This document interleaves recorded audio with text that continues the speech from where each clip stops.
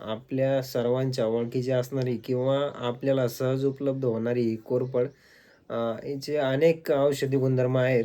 कोरफड ही एक औषधी वनस्पती आहे. हिच्यामध्ये व्हिटॅमिन ए, सी, ई आणि व्हिटॅमिन B12 पण असतं. यामध्ये कॅल्शियम आणि मॅग्नेशियम पण भरपूर प्रमाणात असतात.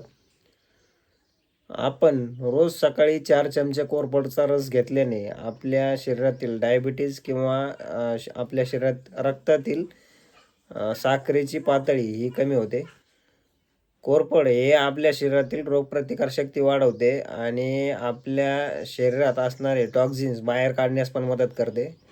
केस गळणे किंवा कोंडा झाल्यास आपण कोरफड आणि कडुलिंबाचा पाला मिक्स करून डोक्याला लावल्यास त्या आपला अ, कोंडा कमी होतो आणि केस गळती पण कमी होते. चेहऱ्यावरील डाग, मुरूम किंवा वांग असेल तर ताजा कोरफड जेल आपण डायरेक्ट चेहऱ्यावर लावायचं आहे आणि 30 ते 40 मिनिटानंतर धुवून काढायचं आहे.